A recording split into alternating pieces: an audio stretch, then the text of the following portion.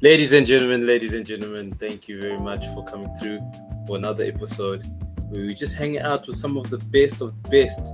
We're trying to learn as much as we can because the next generation has to get it for themselves, and so we wanted to spend high quality content for them.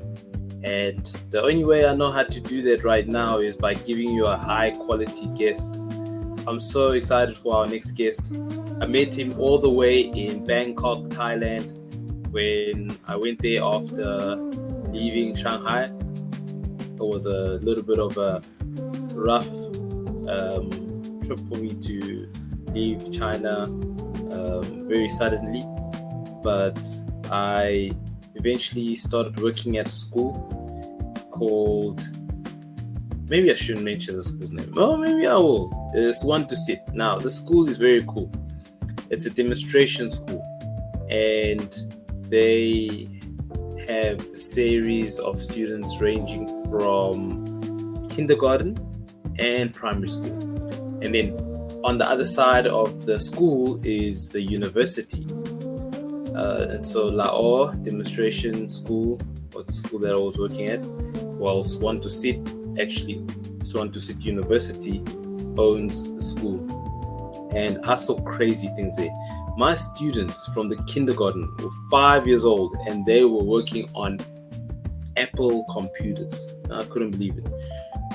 It's a very interesting experience that I had, and I met some really interesting people. And one of the people that I met there was Rory. And Rory, if you listen to Rory's English is really of a high standard. And so, we're going to learn from Rory what it means to actually work in Thailand as a local teacher, as I've worked with many local teachers, in different parts of the East. And, every situation is different. But it's very interesting to see a local teacher with such high caliber English speaking skills actually working at school. And it's unique because it's not something that you see every day. Because in the East, you must remember, English is not a first language. And so if you look at the Thai language is incredible, because in Thai, you have 5 different tones. Now in Chinese, you have 4 different tones. So I'm probably going to butcher it, but I'm going to try. So it's like ma, ma, ma, ma, ma. I don't know, but there's different tones. So if you say ma and you say ma, it's different. It's a different meaning. And so Thai has 5 different tones. Amazing. Not just that, they have something like 74 alphabets. Can you believe it? We're going to conclude this with Rory. He's going to give us the lowdown. He's going to tell me if I'm just, talking nonsense. He's going to tell you guys, let you guys know. And you're going to see that Thailand is legit, guys. The way the people learn in Thailand is incredible. The kids, let me tell you something about those students. Some of the smartest kids I've ever seen in my life. I'm telling you now, I've trained a lot of students from China. I've seen some students in Russia. Right now, I'm training students in Taiwan, but I'm telling you now, I've never in my life seen students like the kind of caliber that I experienced in Thailand. Some of the stuff was just mind-blowing. And so we have Rory, and Rory is here. I think maybe there's a situation where there we go. Ladies and gentlemen, I'm so happy. Welcome, Rory. Hi, thank you for having me. Hey, how you doing, my man? Doing good, how are you? I'm good. Thank you so much for coming through, man. I appreciate it. Sorry, I know I'm running late. I'm running over time here. Oh, no, not a problem at all. Thank you for having me again. Yeah, thank you, man. So Rory, man, it's been a while, man. How have you been? Yeah, no, I've been all right. Just going about my daily things, just the usual teacher stuff. Nothing crazy. Okay, cool. That's cool. That's cool, man. And I wanna just find out: Are you still working at Suwan to Sit? Oh, Lao. At the moment, yes, actually, I am still working. Nice, nice, nice. How's it been? How's it been? Ever since I left. There's lots of lots and ups and downs, really, especially with the whole change in management and everything. Like everything's Uh, up in the air, and all, so it's been a little difficult, really. okay. It's normally like that with the management change, and I was wondering, are some of the main guys still there? Like I left. I remember Kim was there, Dave. I don't know those guys still there. Since Daljit. you left, actually, since you left, Daljit moved into the university. They got him to be a professor there to teach English and all that. Wow, that's Yeah, amazing. yeah, that's pretty cool. Jeez, that's really cool. That's really cool. I'm sure he's very happy with that. Oh no, he's enjoying it. He's loving it. Yeah, wow. No, he really deserves, man. That's what's up. I For saw sure. he was, networking pretty well, setting up meetings with like people in higher levels. So that's great, man. Oh yeah, no, he put in a lot of work for that. Wow, that's amazing. And tell me about the students, man. How are the students doing? Oh no, the students are growing up way too fast for me, honestly. No, because this is my first teaching job, so this is really fresh to me and all that. And a lot of the students that I first started teaching when I first came are just now completely different kids, and it's only been a couple years. Jeez, yeah, that's amazing, man. I was actually telling the audience that Thailand has had some of the most amazing students that I've ever taught.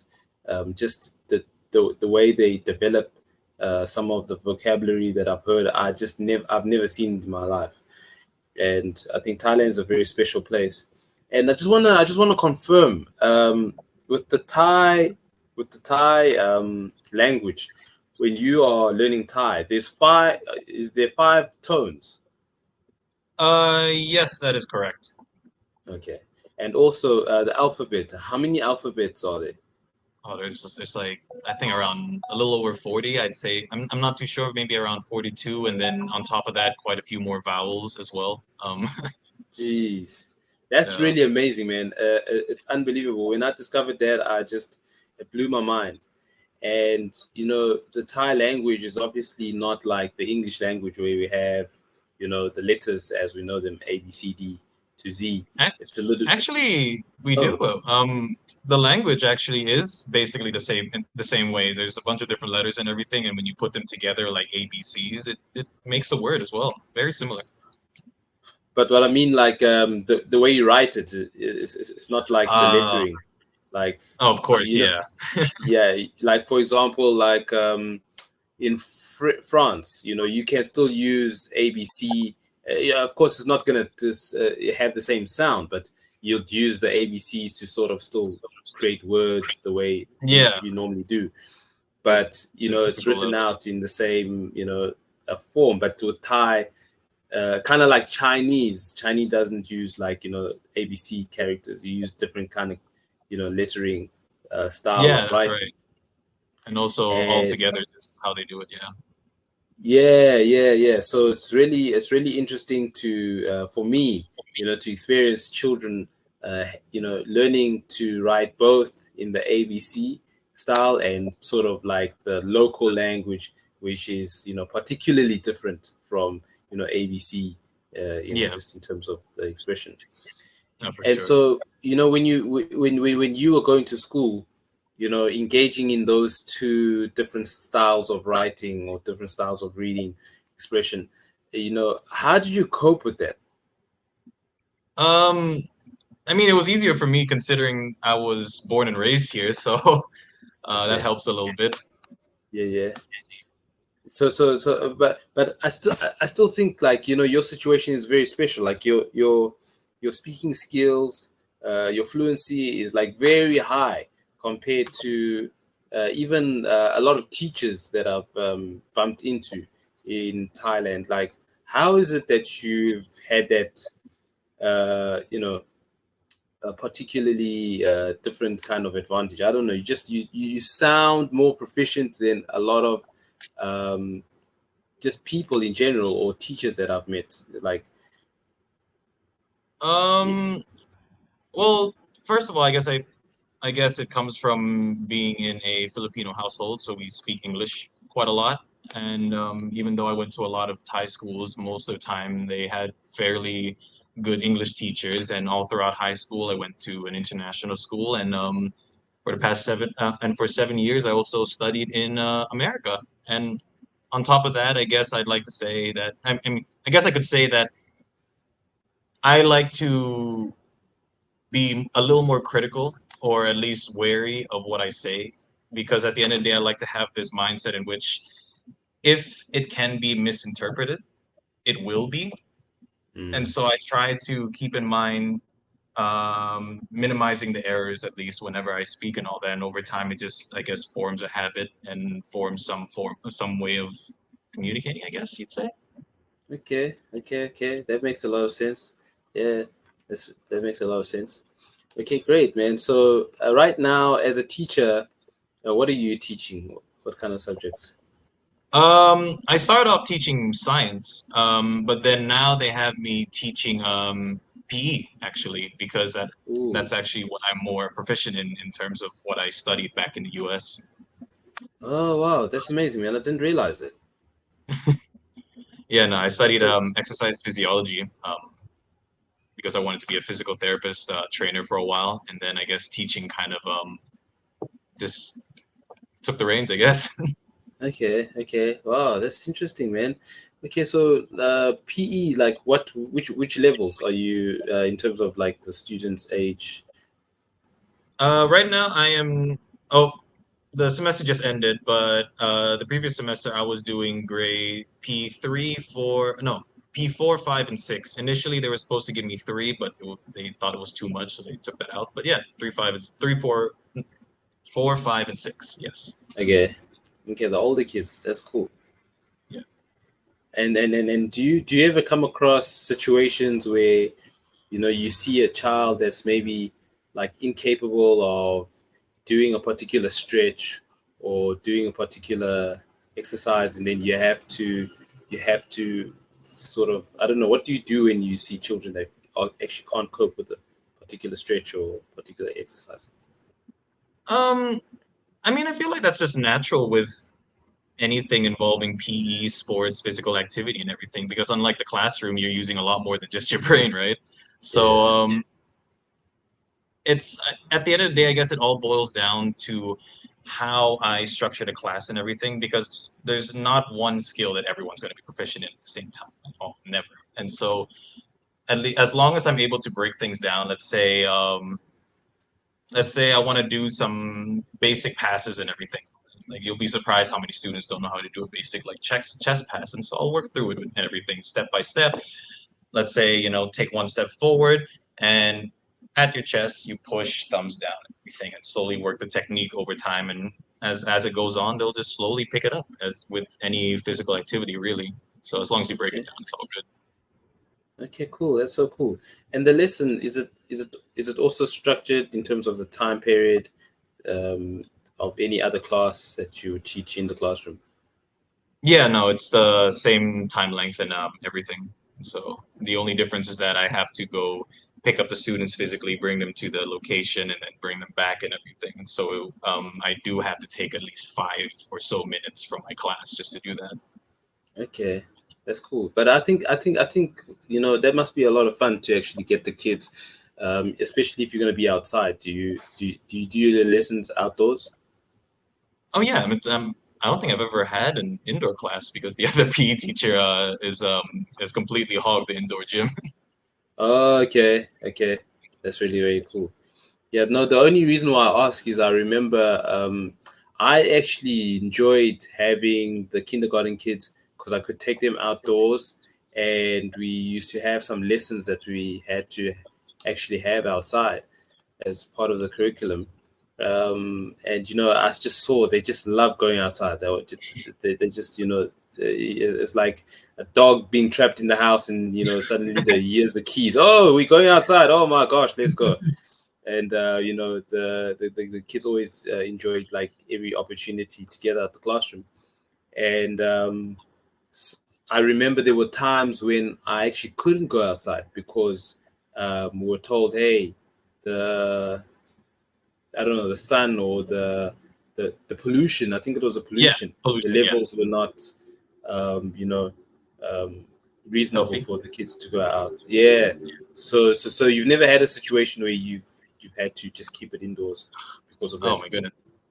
Actually, now that I think about it, I completely forgot that that was a thing for a moment there. A lot of my classes, I think, for the course of a month or two, were had to be in the classroom, which was a little bit rough because the things I taught for each grade level was a specific sport. So grade 4 was handball, grade 5 was basketball, and grade 6 was futsal. And so that became quite a challenge when I could barely do anything outside and they wanted me to do stuff in a tiny classroom. Jeez, that is a challenge, man. And then what did you do? How do you make that work? Uh, I guess downscaling some of the activities and just adjusting some of the materials used so that I don't break things in the classroom, I guess. And, set Yeah. up certain rules so that the students don't end up throwing balls everywhere and smashing through windows and all that. So, Yeah, that can be intense, man. And then do you also like move the chairs and tables to yeah, like? no, I clear everything. As soon as I get in and they know that we're in the class, I just say clear the tables and all on the side. That's cool. That's cool. Though. I mean, it could. I can imagine that it could get a little bit raucous, but I mean, I think that's still cool. You get to play in the classroom. Yeah, for sure. Sometimes I do feel bad though because I think we might be too loud for the other neighboring classrooms sometimes. I have that problem almost every day. My kids are just too. They're really too loud. But sometimes like I appreciate that. Like I'd rather have a class that's too loud than a class that's too quiet. Yeah, I'd rather 100%. And I be. think sorry, yeah. No, no, no. Keep going. Oh no, I was just going to say that I think it's a good reflection of you as a teacher if the students are able to be loud because a loud kid is a comfortable kid if anything. Yes, yes. You know what? You put it better than I could actually express it. Because yeah, my students get called. Hey, come, quiet down, quiet down. Like almost every second week. Uh, It's quite crazy, man. And okay, so you teach physical education. So you call it PE, physical education. We used to call it PT back when I was growing up. We called oh, it physical torture. Um, they don't they don't call it that anymore, I guess. it's an education now, but sugarcoating Yeah. words. So with the PE, do you see like some changes in your students where maybe some students are maybe perhaps losing weight as a result, or some students are gaining confidence as a result, or becoming more Um, athletic? okay, yeah, no, the weight part is a little bit that's not necessarily important just because like there's not enough time or work put in to actually like notice it or anything. But the confidence for sure. Let's take basketball for example. Not many kids are going to be able to dribble the ball around left and right and everything. But I noticed towards the latter end of the semester, like some of these kids are comfortably just walking around doing it without even saying a word.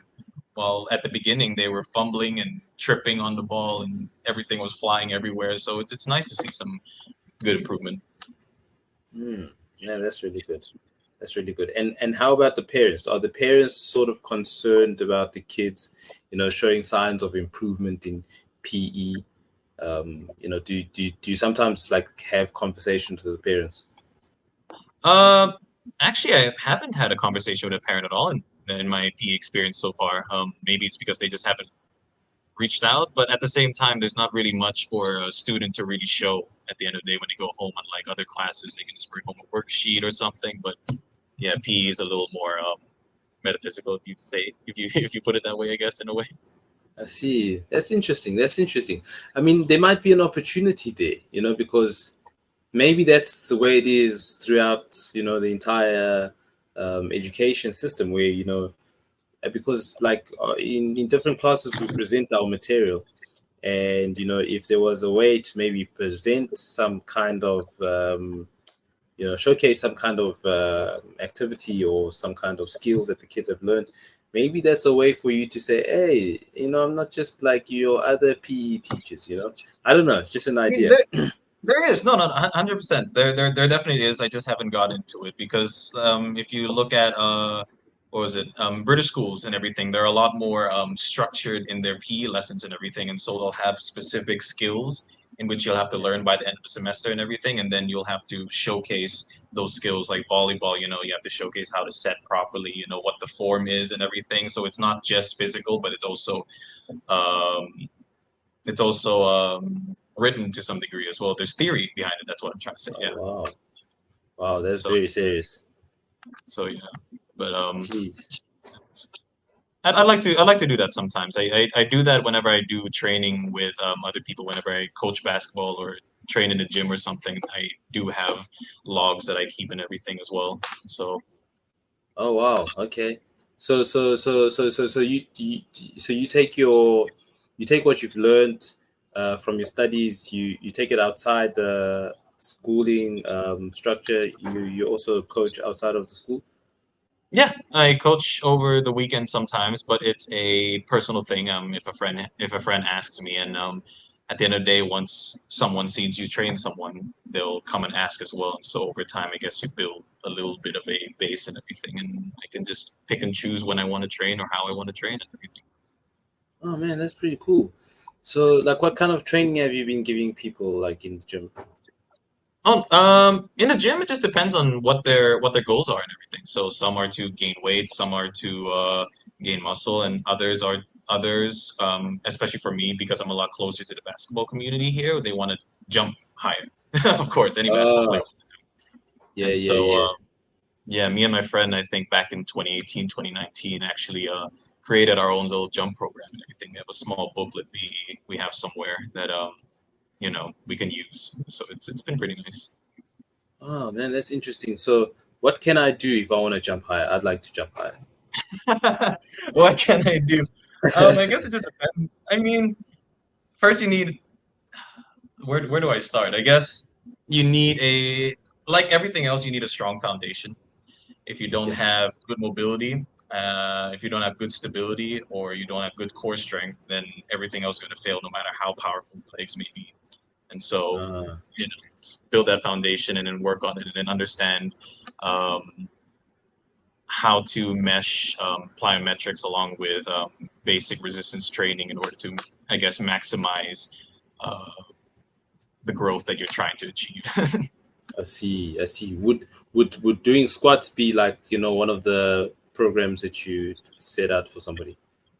Oh yeah, no, 100%. Squats are a very is a very common exercise, and it's just at the end of the Okay. day one of the most effective compound exercises out there. Like even like bench press and everything, simple but effective. Yes, it's funny because I have a student that I coach with in terms of speech lessons. Like, we're learning to make speeches, and one of the things he's interested in is uh, just building muscle and just getting a little bit stronger. And I told him the exact same thing. Like, squats is like, one of the most underrated exercises, and as a compound exercise, it's actually very dynamic. But I also heard that squats is also one of the exercises that releases the most amount of testosterone. I don't know, as someone who's learned in all of that, is that something that you can verify?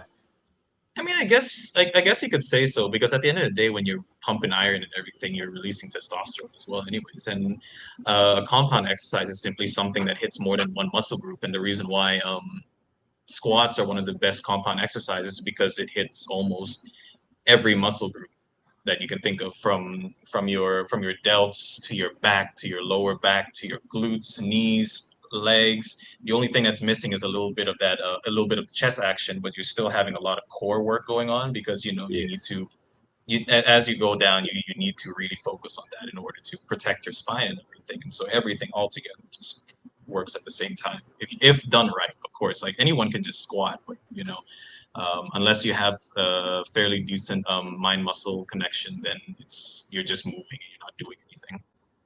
Man, that is critical. What you're saying is really important. I'm actually gonna let my student listen to this because I think what you said is very important.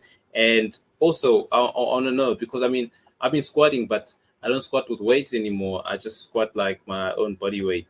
Um, is that also a way? Can we use body weight to gain muscle just as you do in the gym, like calisthenics, for example? Oh yeah, 100%. Calisthenics and plyometrics are a great way to what is it? A great way to build muscle because there's so many things you can do. Like there are many different variations of a push-up, a single push-up, and so you can make it harder, more challenging, longer, shorter, whatever you like, and that's the best part about it because it's just your body, so you can do whatever you like really at the end of the day. Yeah. That's amazing because I've seen that even in the gyms, like in the gyms in prisons, some of the gyms have had the the the weights removed, Hmm. and you still find these prisoners coming out looking jacked, looking bigger than bodybuilders. It's like, what's going on here? These guys don't even have weights, and they, smashing Mr. Olympia. That So it's amazing. It's amazing to see that you can use your body weight. And so now, if you're using your body weight, what sort of conditions, would you sort of need to apply to gain muscle and gain weight? um I guess I mean the basic stuff as long as you challenge yourself a little bit, then you're going to grow. And as long as you stay consistent, then you're going to grow as well.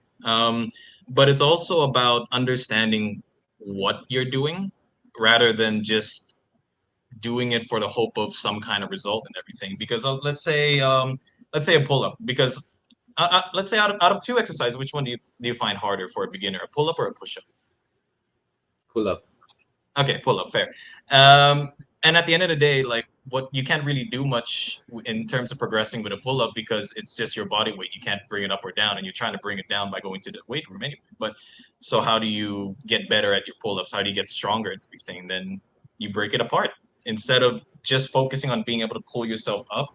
Start with being able to hang up there, and then slowly let yourself down and everything, and then Mm. work on that eccentric contraction phase of the exercise and everything.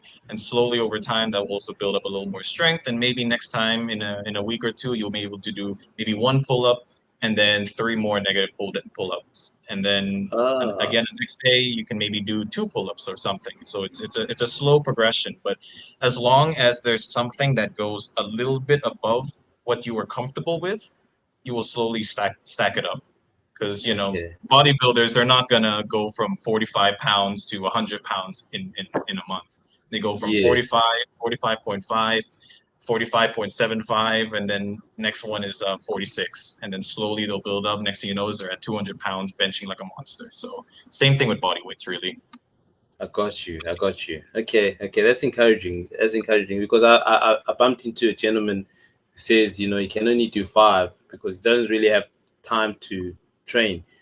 And next time if I bump into him, I didn't realize that this is actually a good idea. Just start at the top and then, do the ones where you're focusing on the negatives. That's really cool. Yeah, actually the negatives is where most of the muscle growth happens, as compared to the positive contractions. Oh, So really? yeah, actually, because that's where it's contracting and also stretching as well. So that's where you get most of the tears and the muscle fibers and everything.